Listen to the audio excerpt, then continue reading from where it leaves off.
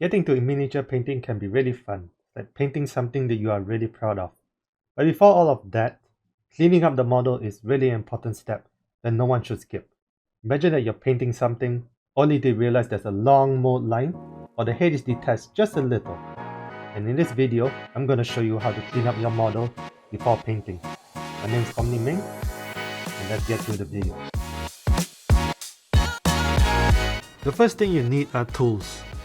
Nippers, X-Acto knife, Tamiya cement, and super glue. These are the basics so far. To cut your sprues, use the nipper and have it aimed at the flat area of cutting the sprue. Snip the area where the model sprues end. Do not cut at the back of the sprue, as it may cut too much and ruin the sprue. So once you cut the necessary bits, should you dispose the sprue? No, you shouldn't, as there are many uses of these plastic sticks. I'll show you one of the ways later. Right, time to remove those pesky mold lines.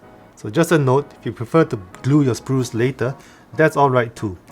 But in this part, you will need the X-Acto knife. Most of the time, you'll be using the back of the blade. Find the mold lines and scrap it off. Easy as that. Be patient, don't force it, and go gentle. Make sure your room is brightly lit so you may find hidden mold lines. There might be tough lines too. You could use the knife area, just be careful where you're going to cut it. Do not cut too much.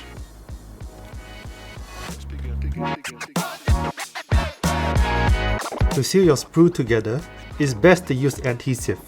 For my side, I'm using Tamiya cement and Tamiya extra thin cement. The normal cement is frequently used to put two sprues together, while the extra thin cement is to clean up any gaps afterwards. The reason is that normal cement is pretty thick, giving a huge glob for sealing, while the extra thin cement doesn't really do that. It is pretty thin, hence the name. See that the cement is actually still a big blob, but the extra thin cement has dissolved. And this is actually useful. We're going to say that the cement is used for gluing it, but the extra thin cement is to deal with the stubborn gaps. So don't really use this one much. Use this more.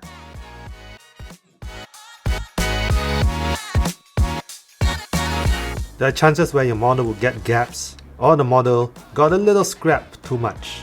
You will need to repair that model, and there's a way.